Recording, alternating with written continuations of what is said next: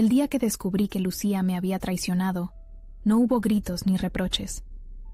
Solo un silencio que pesaba más que cualquier palabra. Llevábamos 8 años juntos, 5 de matrimonio, y una vida que creí perfecta en nuestro apartamento del barrio Salamanca en Madrid. Aquel martes de noviembre, revisando unos documentos para la declaración de impuestos, encontré algo que no debía existir. Un segundo teléfono móvil escondido en el fondo de su cajón de documentos importantes. No lo busqué. No soy de esos hombres que revisan las cosas de su mujer. Pero ahí estaba, debajo de nuestros papeles del matrimonio, como una burla al compromiso que habíamos sellado aquel día de primavera en la iglesia de San Jerónimo el Real. Lo sostuve entre mis manos, temblorosas, dudando si debía encenderlo. ¿Quería realmente saber? Hay verdades que te desgarran el alma y te dejan vacío por dentro. Mi padre siempre me dijo: Mateo, un hombre se mide por su dignidad. Encendí el teléfono. La pantalla cobró vida mostrando decenas de mensajes, con un tal Diego, mi mejor amigo desde la universidad, el padrino de nuestra boda, el hombre que me abrazaba cada domingo después de nuestros partidos de pádel, mientras yo, ingenuo, le contaba mis planes para sorprender a Lucía en nuestro aniversario. Los mensajes databan de 8 meses atrás. Fotografías, planes de encuentros, palabras de amor que pertenecían a mi vida, no a la suya. Con cada desliz del dedo por la pantalla, sentía cómo se desmoronaba todo lo que creía real. El café de mi taza se enfrió mientras leía cada detalle de aquella doble vida. Dejé el teléfono exactamente donde lo había encontrado. Me serví un whisky. Cardu, 12 años, el que guardaba para ocasiones especiales, y me senté en el balcón que daba a la calle Serrano. La gente caminaba abajo, ajena a cómo mi mundo acababa de colapsar. Parejas tomadas de la mano, turistas, con sus cámaras, madrileños apresurados, todos con sus vidas intactas, mientras la mía se hacía añicos. Esa noche, cuando Lucía regresó de su clase de yoga, otra mentira más, actué con normalidad. Le pregunté sobre su día, escuché sus historias fabricadas y compartimos la cena que había preparado. Paella valenciana, su favorita. Mientras la observaba llevarse a los labios la cuchara, pensaba en cuántas veces esos mismos labios habrían besado a Diego, cuántas veces me habría dicho «te quiero», viniendo directamente de sus brazos. No dormí. A mi lado, ella respiraba tranquila, sin sospechar que yo conocía su secreto. En la oscuridad de nuestra habitación, planeé mi siguiente movimiento.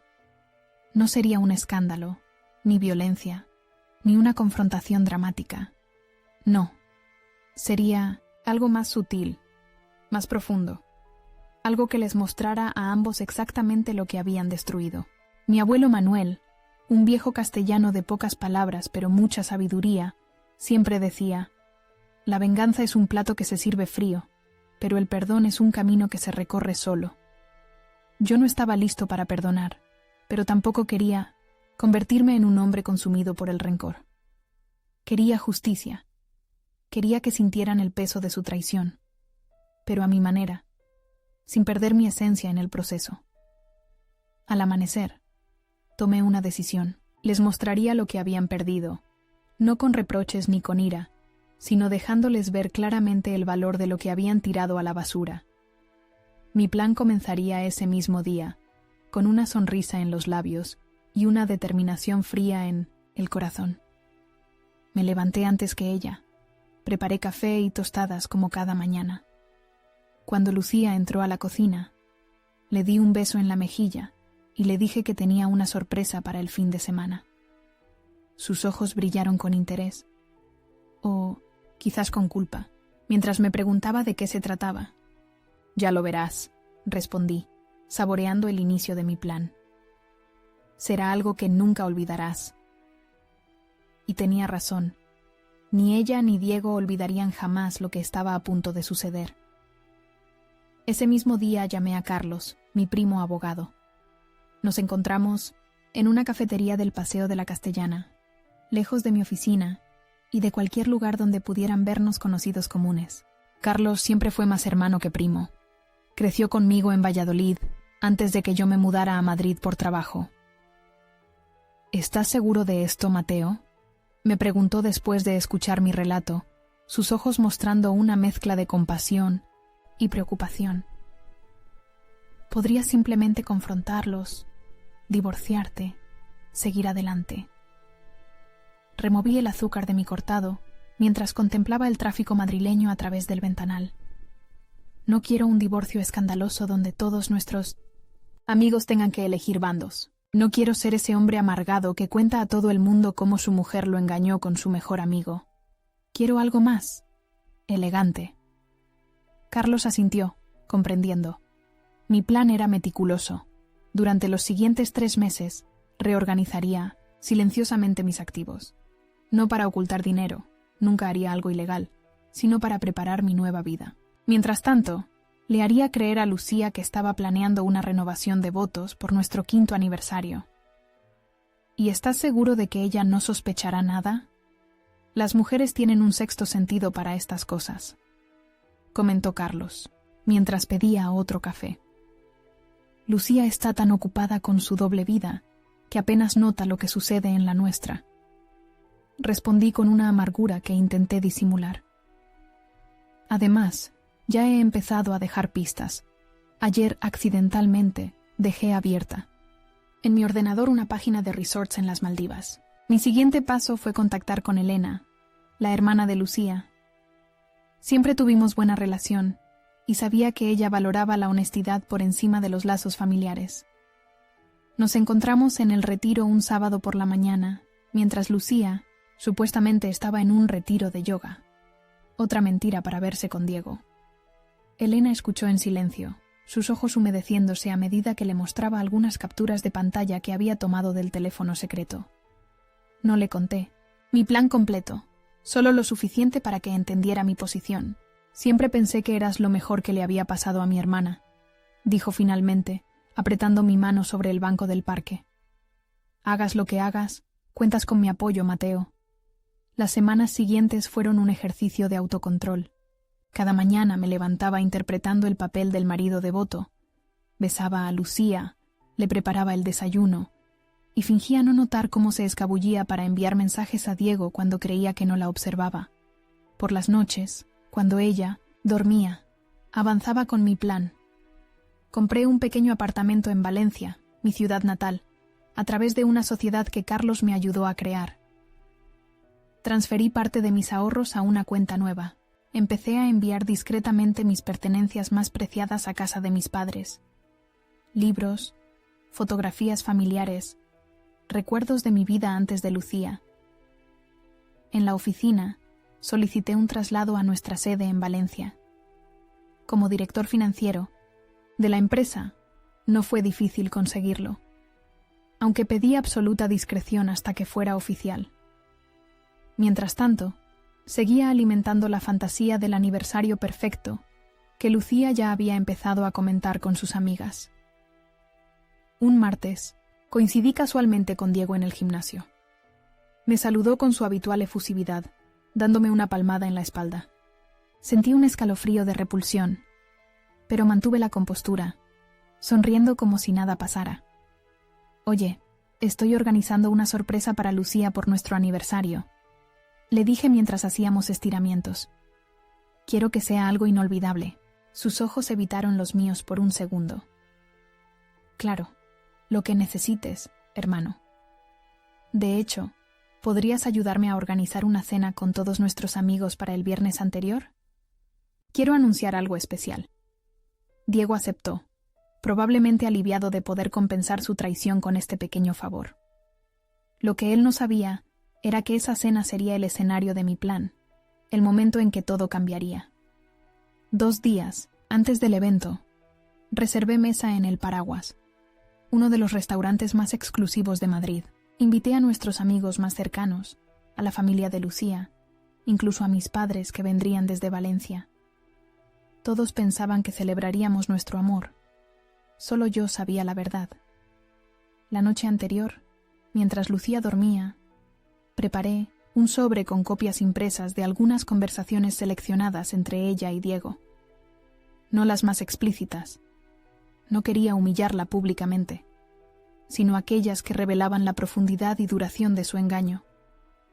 Suficiente para que todos entendieran, pero sin detalles escabrosos. También incluí mi carta de renuncia a la empresa de Madrid, ya aceptada, y una breve nota explicando que me trasladaba a Valencia. Esa última noche en nuestra casa, observé a Lucía dormir por última vez. A pesar de todo, hubo momentos reales, en nuestro matrimonio, momentos de felicidad genuina que ahora se mezclaban con la amargura del engaño. Por un instante, dudé.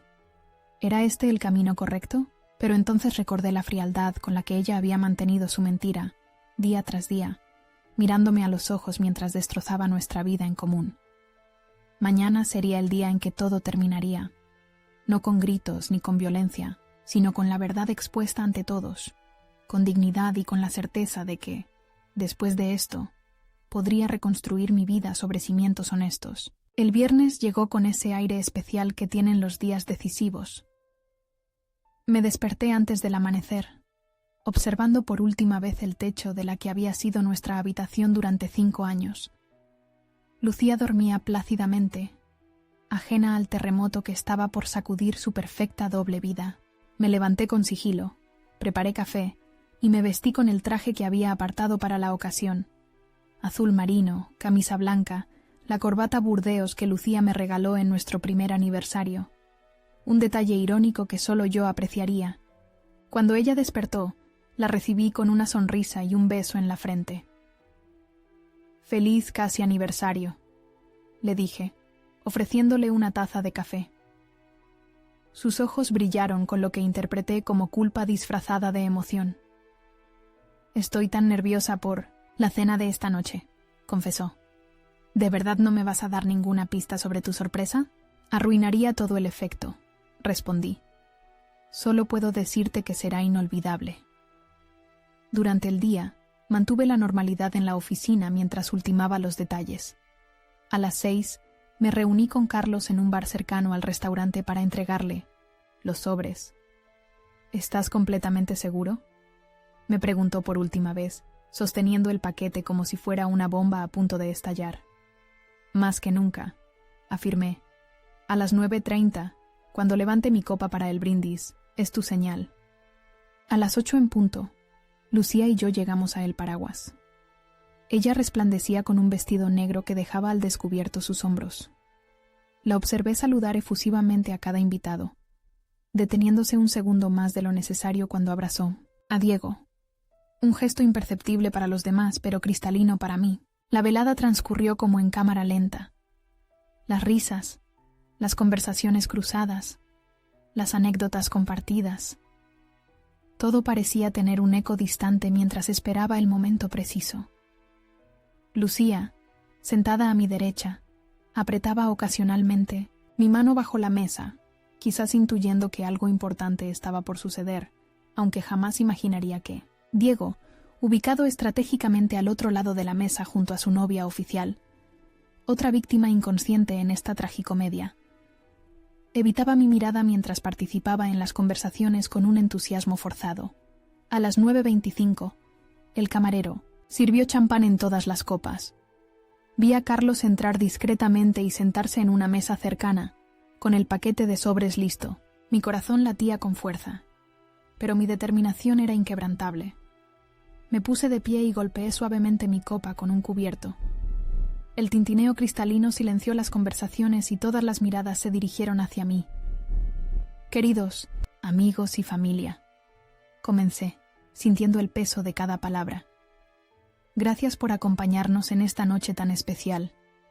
Como saben, Lucía y yo estamos a punto de celebrar nuestro 5º aniversario de matrimonio». Lucía me miraba expectante, con una sonrisa que no alcanzaba completamente sus ojos. Tomé un sorbo de champán, saboreando el momento. Durante estos años, he aprendido mucho sobre el amor, el compromiso y la verdad. He aprendido que a veces las personas no son quienes creemos que son, y he aprendido que la honestidad, aunque dolorosa, es siempre el mejor camino. Un murmullo confuso recorrió la mesa. La sonrisa de Lucía comenzó a desvanecerse mientras su instinto le advertía que algo no encajaba. Por eso, esta noche quiero hacer un anuncio importante. Hice una pausa, mirando directamente a los ojos de Diego, que palideció visiblemente. A partir del lunes, ya no trabajaré en Madrid. He aceptado un traslado a nuestra sede en Valencia. Lucía se tensó a mi lado. ¿Qué? No me habías dicho nada de un traslado. Hay muchas cosas que no nos hemos dicho, ¿verdad, cariño? Respondí con calma. Luego, dirigiéndome nuevamente a los presentes. También quiero anunciar que Lucía y yo tomaremos caminos separados. El silencio que siguió fue absoluto, como si alguien hubiera succionado todo el oxígeno de la sala. Lucía abrió la boca para hablar, pero la interrumpí levantando mi copa. Por la verdad, brindé, dando la señal a Carlos. Mi primo se levantó y comenzó a distribuir discretamente los sobres a cada invitado. Lucía me miraba horrorizada, empezando a comprender. «¿Qué es esto, Mateo?», susurró, su voz apenas audible. «Es nuestra historia real», respondí mientras los invitados abrían los sobres con curiosidad, que rápidamente se transformó en asombro y consternación. El rostro de Diego se descompuso cuando vio el contenido. Elena, la hermana de Lucía, cerró los ojos con dolor. Mis padres intercambiaron miradas de tristeza y comprensión. No he incluido los detalles más íntimos. Continué, manteniendo mi voz firme a pesar del nudo en mi garganta. Solo lo suficiente para que todos entiendan por qué me voy. No quiero su lástima ni que tomen partido. Solo quería que la verdad estuviera sobre la mesa para poder despedirme con dignidad.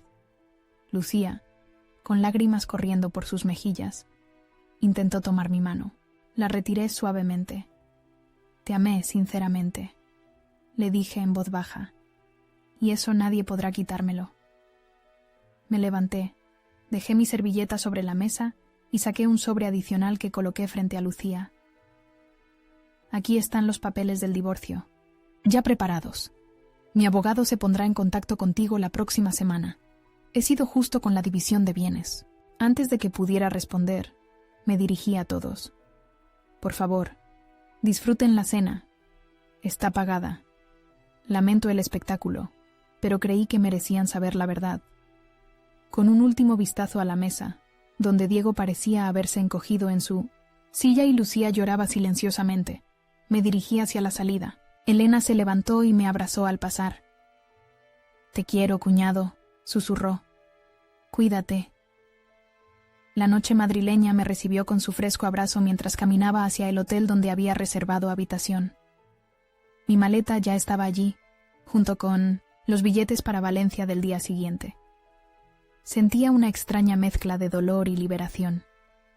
No miré atrás cuando escuché a alguien llamarme. La voz de Lucía, quebrada por el llanto, desde la entrada del restaurante. Mi camino ahora era otro, y aunque la herida tardaría en sanar, sabía que había elegido la dignidad por encima del rencor. Esa noche, solo en la habitación del hotel, lloré por todo lo perdido y por todo lo que estaba por venir. Pero no me arrepentí. Como decía mi abuelo Manuel, a veces el acto más valiente no es quedarse a luchar, sino saber cuándo alejarse, con la cabeza en alto. El tren de alta velocidad atravesaba la meseta castellana, mientras yo observaba el paisaje cambiar gradualmente. Campos infinitos de tierra ocre daban paso a los naranjos que anunciaban mi llegada a Valencia. El horizonte mediterráneo apareció finalmente, azul intenso bajo el sol de mediodía, como una promesa de renovación. Había dormido poco. Las imágenes de la noche anterior, los rostros conmocionados, las lágrimas de Lucía, la palidez de Diego, se repetían en mi mente como una película en bucle. No sentía la satisfacción que había anticipado, solo un extraño vacío mezclado con alivio. Como quien finalmente deja de cargar un peso que lo estaba aplastando, pero aún siente el dolor en los hombros. Mi tío Joaquín me esperaba en la estación Joaquín Sorolla. con su característica gorra de paño y una sonrisa cálida que contrastaba con su rostro curtido por años de trabajo en el puerto. No hizo preguntas cuando me abrazó. Carlos ya le había contado lo esencial. «La casa está lista», dijo simplemente mientras cargaba mi maleta en su viejo Seat León. «Tu madre ha llenado la nevera y ha puesto sábanas limpias. Dice que irá, mañana, para darte tiempo a instalarte». El apartamento que había comprado estaba en el barrio del Cabañal, una zona que se había transformado en los últimos años de barrio marinero tradicional a uno de los lugares con más personalidad de la ciudad. Un segundo piso en un edificio antiguo pero reformado, con balcones de hierro forjado y azulejos valencianos en la entrada. Desde la pequeña terraza podía ver el Mediterráneo, una franja de azul intenso entre los edificios. Era pequeño comparado con mi antiguo, piso en Madrid, pero tenía luz, carácter y, sobre todo, ningún recuerdo de Lucía. Cada rincón era nuevo, cada objeto me pertenecía solo a mí. Pasé la tarde colocando las pocas pertenencias que había traído conmigo.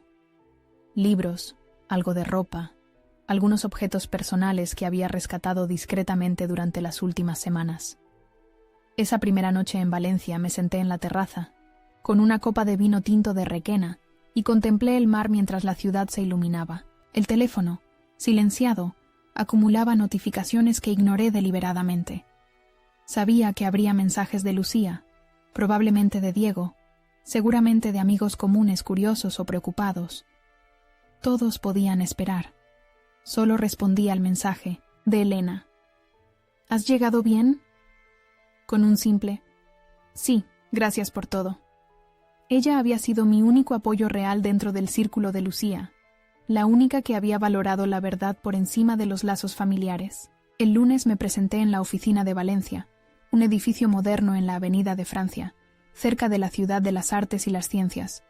Javier Montalbán, el director regional, me recibió con profesionalidad y sin indagar en los motivos de mi traslado urgente. Le agradecí silenciosamente su discreción. «Tu reputación te precede, Mateo», dijo mientras me mostraba mi nuevo despacho, más pequeño que el de Madrid, pero con vistas al complejo arquitectónico de Calatrava.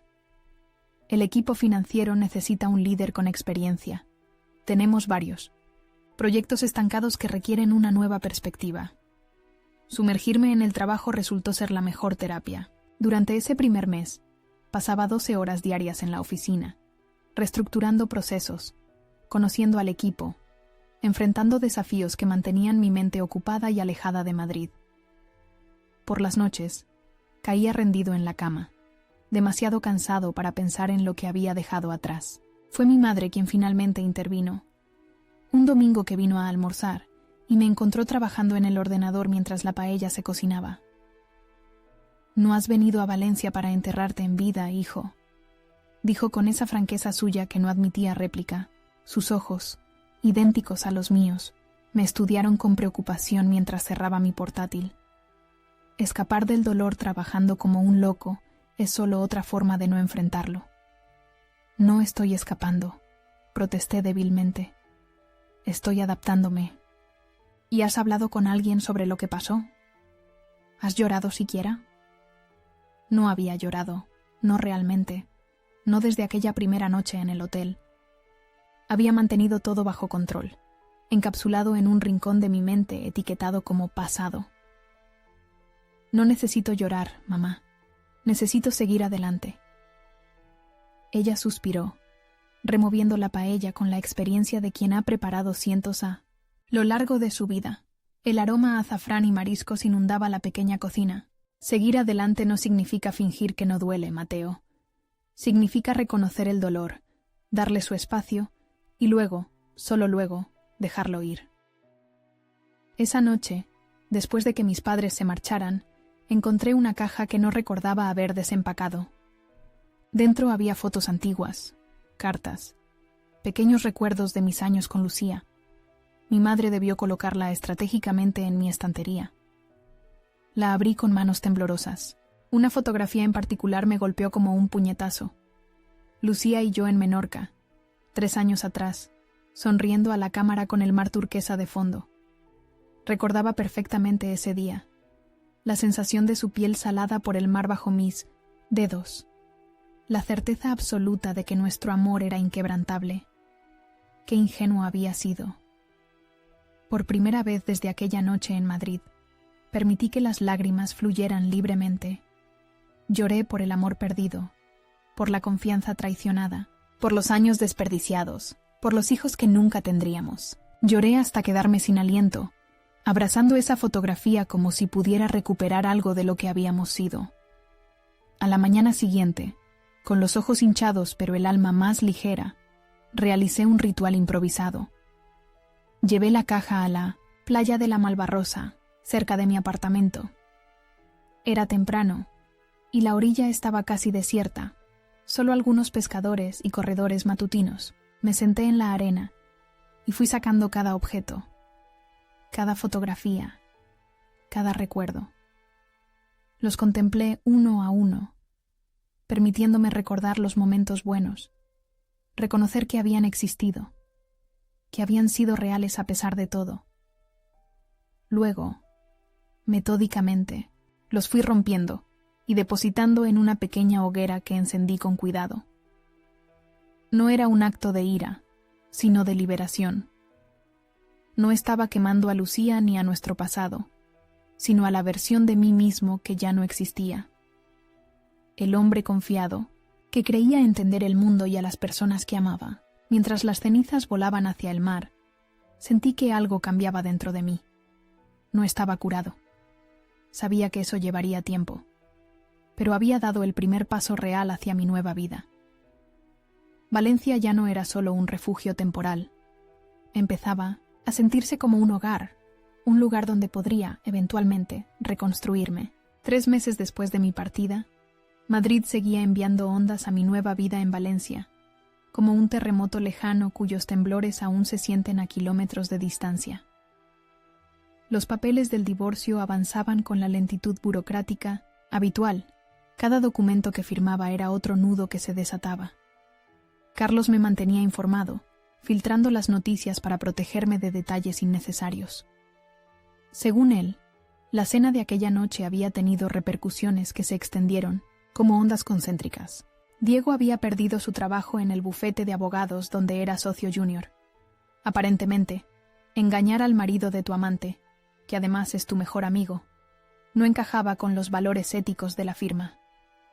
Una ironía que me habría hecho reír si no doliera todavía. ¿Y Lucía? Pregunté durante una de nuestras llamadas semanales, odiándome por querer saber, por seguir preocupándome. Carlos dudó un momento. Ha dejado el apartamento. Está viviendo con sus padres temporalmente. No pregunté más. Imaginarla en su habitación de adolescente, rodeada de recuerdos de una época más simple, me provocaba una mezcla incómoda, de compasión y satisfacción que prefería no analizar. Fue Elena quien me proporcionó los detalles que Carlos omitía. Me llamó una tarde de abril, mientras yo contemplaba la puesta de sol desde mi oficina. Necesitaba hablar contigo, dijo, sin preámbulos. Lucía vino a verme ayer. Mi corazón dio un vuelco traicionero. ¿Está bien? Está adaptándose. Ha encontrado trabajo en una editorial pequeña. Dice que necesitaba algo completamente diferente a la agencia de publicidad. Hubo un silencio cargado antes de que continuara. Me pidió tu dirección, en Valencia. ¿Para qué la quiere? Mi voz sonó más dura de lo que pretendía. Dice que hay cosas que necesita decirte en persona, cosas que no pueden resolverse por correo electrónico o a través de abogados. Cerré los ojos, apoyando la frente en el cristal fresco de la ventana. ¿Tú qué piensas? ¿Debería verla? Elena suspiró al otro lado de la línea. Mateo, eres como un hermano para mí. Sabes que siempre estaré de tu lado, pero también es mi hermana, y la veo sufrir. No te pido que la perdones, solo que la escuches. Quizás ambos necesitéis ese cierre para seguir adelante. Después de colgar, permanecí largo rato mirando las luces de la ciudad de las artes y las ciencias que se encendían gradualmente. ¿Estaba preparado para ver a Lucía? ¿Para escuchar sus explicaciones o disculpas o lo que fuera que quisiera decirme? La herida había comenzado a cicatrizar, pero seguía siendo frágil, sensible al tacto. Esa noche, después de darle muchas vueltas, le envié un mensaje a Elena. Dile que puede venir el sábado. Le enviaré la dirección. Los días hasta el sábado se arrastraron con una lentitud exasperante. Me encontré reorganizando obsesivamente el apartamento, como si el orden de los libros en la estantería o la disposición de los cojines en el sofá pudieran de algún modo protegerme de lo que se avecinaba.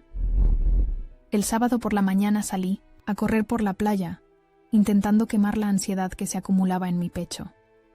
La brisa marina, normalmente reconfortante, parecía insuficiente para calmar mi agitación interna.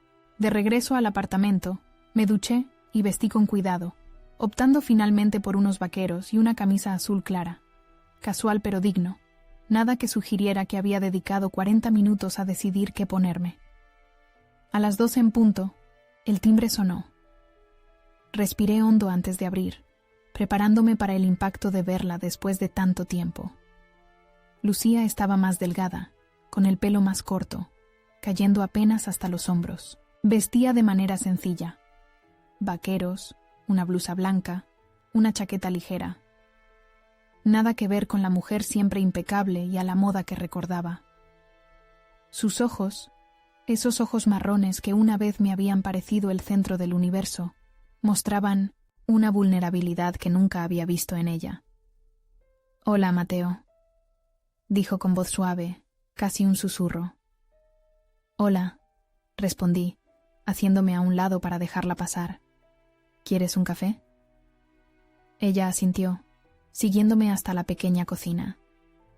Observó el apartamento con curiosidad pero sin comentarios, quizás notando la ausencia total de objetos que pudieran recordarle a nuestra vida juntos. Preparé café en silencio, agradecido por tener algo que hacer con las manos.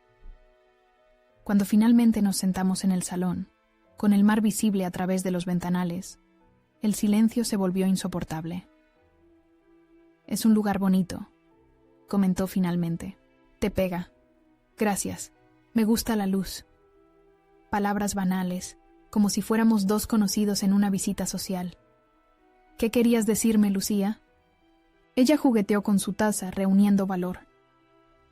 «Primero, quería pedirte perdón, no por lo que hice, aunque obviamente me arrepiento, sino por cómo lo manejaste todo, por obligarte a orquestar esa escena, por no tener el valor de enfrentar la verdad yo misma. No era lo que esperaba. Había anticipado excusas, justificaciones, quizás incluso reproches por haberla expuesto públicamente. No esta aceptación tranquila de su responsabilidad. «No vine aquí esperando tu perdón», continuó ante mi silencio. «Sé que lo que Diego y yo hicimos es imperdonable. Solo quería que supieras que entiendo por qué lo hiciste como lo hiciste. Fue justo, a su manera». ¿Justo? La palabra sonaba extraña en mi boca. No buscaba justicia, Lucía. Solo quería, no sé, reclamar algo de dignidad, supongo. «Lo lograste», dijo con una sonrisa triste. «Fue magistral, de hecho. Todos lo comentaron después». «No me enorgullezco de ello», admití. «A veces pienso que debería haberte confrontado directamente, sin involucrar a nadie más». Ella negó con la cabeza. «No habría sido lo mismo. Lo que hiciste nos obligó a Diego y a mí a enfrentar la realidad de lo que habíamos hecho, el daño que habíamos causado. No solo a ti, sino a todos los que confiaban en nosotros». Bebimos café en silencio durante unos minutos, digiriendo sus palabras. La tensión inicial iba diluyéndose, reemplazada por una extraña calma. «¿Puedo preguntarte algo?», dije finalmente. Era la pregunta que me había atormentado durante meses, la que me despertaba en mitad de la noche. ¿Por qué? ¿Qué falló entre nosotros? Lucía dejó la taza sobre la mesa y miró hacia el mar, como buscando respuestas en el horizonte. «No fallaste tú, Mateo. Fui yo. Siempre tuve este vacío dentro, esta sensación de que la vida real estaba en otra parte, que me estaba perdiendo algo». Diego representaba lo prohibido, lo arriesgado. Era una fantasía, una forma de escapar de la responsabilidad de ser adulta, de estar casada. Se volvió hacia mí, sus ojos brillantes de lágrimas contenidas. Lo irónico es que después de que te fueras, después de perderlo todo, me di cuenta de que lo que tenía contigo era precisamente lo que otras personas pasan toda la vida, buscando: seguridad, respeto, confianza, amor real. Lo tiré todo por una ilusión que se desmoronó en cuanto quedó expuesta a la luz.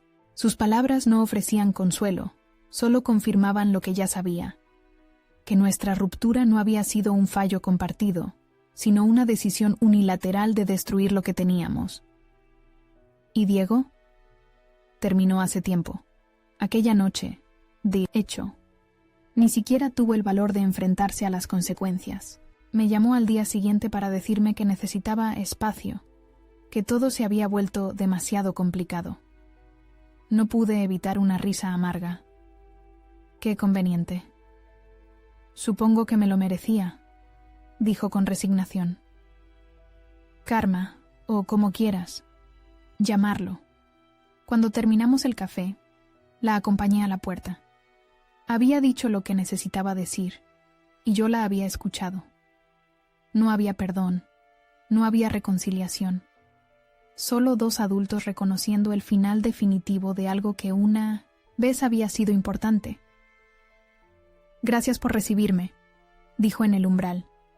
Y Mateo, espero que encuentres la felicidad aquí. Te la mereces, asentí, incapaz de corresponder con un deseo similar. Todavía no estaba ahí. Después de que se marchara, me quedé largo rato en el balcón, contemplando el mar. La visita de Lucía había removido sentimientos que creía superados, pero también había traído una extraña sensación de paz, como si al verla, al escucharla, una parte de mí hubiera confirmado finalmente que la decisión de alejarme había sido la correcta. Esa noche, por primera vez en mucho tiempo, dormí profundamente, sin sueños, sin fantasmas del pasado acechando en las sombras. El verano llegó a Valencia con su intensidad característica, convirtiendo las calles en hornos durante el día y en animados escenarios de vida nocturna cuando el sol finalmente se rendía.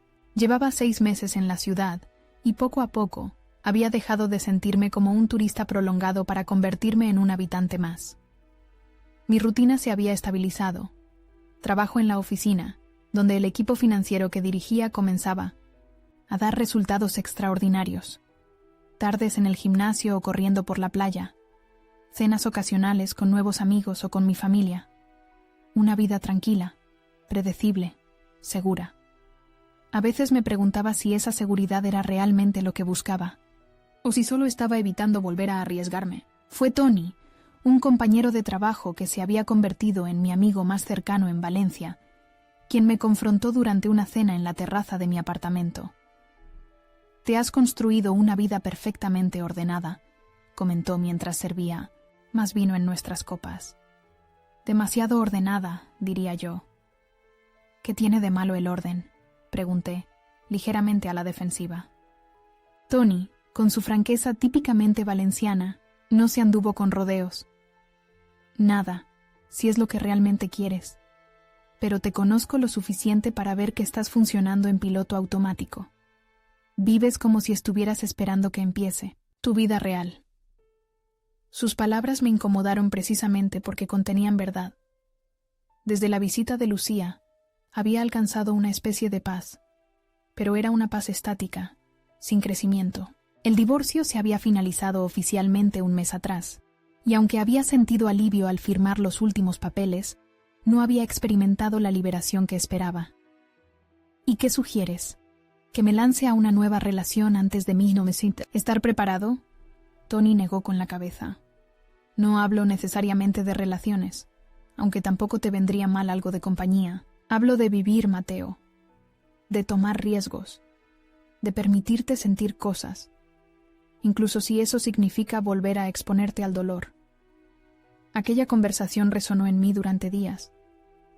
Tal vez Tony tenía razón. Había escapado del dolor de la traición, pero en el proceso me había blindado contra todo tipo de emociones intensas, buenas o malas. Una mañana de julio, tomé una decisión impulsiva. Solicité 2 semanas de vacaciones y reservé un vuelo a Sicilia, sin plan concreto, sin itinerario detallado, solo yo y una mochila, como en mis tiempos de estudiante, cuando el mundo parecía infinito y las posibilidades ilimitadas. Palermo me recibió con su caótica belleza, tan diferente de la ordenada vida que había construido en Valencia. Me hospedé en una pequeña pensión en el centro histórico. Comí en trattorías donde nadie hablaba inglés. Me perdí por callejuelas estrechas donde la ropa tendida creaba techos improvisados que protegían del sol implacable. El tercer día, mientras desayunaba en una plaza, una mujer se sentó en la mesa contigua. Tenía el pelo castaño recogido en un moño descuidado, gafas de sol sobre la cabeza, y estaba absorta en un libro. Lo que llamó mi atención fue que leía 100 años de soledad en español, no en italiano. «Es un gran libro», comenté en español antes de poder contenerme. Ella levantó la vista, sorprendida, y sonrió. «Sí, aunque es la tercera vez que lo leo y sigo descubriendo cosas nuevas». Su acento delataba que no era española, pero su dominio del idioma era excelente. Se presentó como Isabel, arqueóloga chilena que trabajaba en un proyecto de excavación cerca de Palermo. Terminamos desayunando juntos, la conversación fluyendo con una facilidad que me resultaba olvidada. «¿Y tú qué haces en Sicilia, Mateo?», preguntó mientras compartíamos una segunda ronda de café.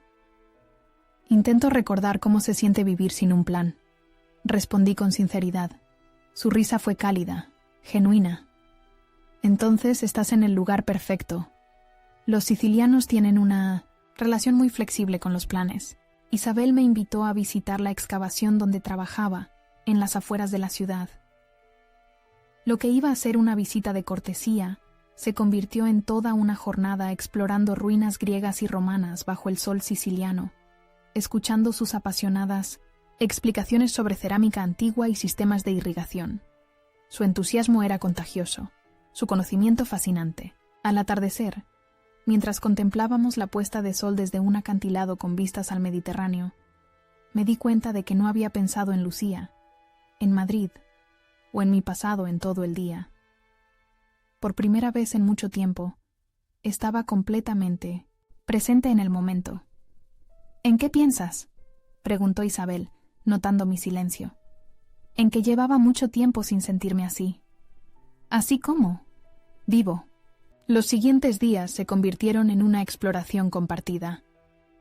Isabel conocía Sicilia como la palma de su mano y resultó ser una guía extraordinaria.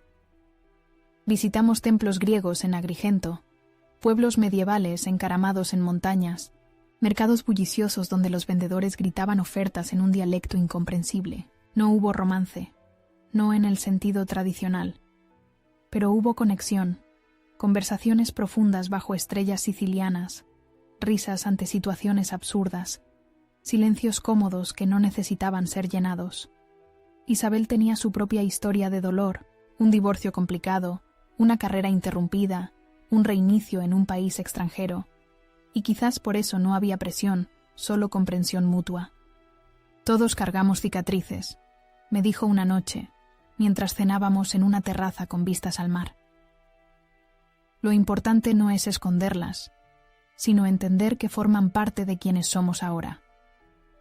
La noche antes de mi partida, intercambiamos números y direcciones de correo.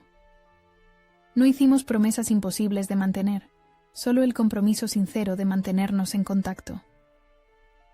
«Gracias por aparecer en ese café», le dije al despedirnos en la estación de autobuses. «Me has recordado algo importante». «¿Qué cosa?». «Que vale la pena arriesgarse a sentir, incluso después de haber salido herido». Su sonrisa fue el mejor regalo que podía llevarme de vuelta a Valencia. El regreso a mi rutina no fue como temía. En lugar de sentir que volvía a una cárcel autoimpuesta, encontré que podía mirar mi vida en Valencia con nuevos ojos. Mi apartamento ya no parecía un refugio, sino un hogar que había elegido. Mi trabajo no era una distracción, sino un desafío que disfrutaba afrontar. Una semana después de mi regreso, recibí un correo de Isabel con fotografías de nuevos hallazgos en su excavación y un breve relato de sus aventuras. Le respondí con historias sobre Valencia, sobre mi familia, sobre los pequeños cambios que estaba implementando en mi vida. Nuestra correspondencia se convirtió en un anclaje, un espacio seguro donde compartíamos pensamientos, dudas, pequeñas victorias. A veces pasaban semanas entre mensajes, pero siempre regresábamos a esa conexión que habíamos formado bajo el sol siciliano. En septiembre, cuando el calor del verano comenzaba a ceder, recibí una notificación que cambiaría nuevamente mi rumbo. Isabel vendría a Valencia para una conferencia de arqueología. Me preguntaba si podríamos vernos.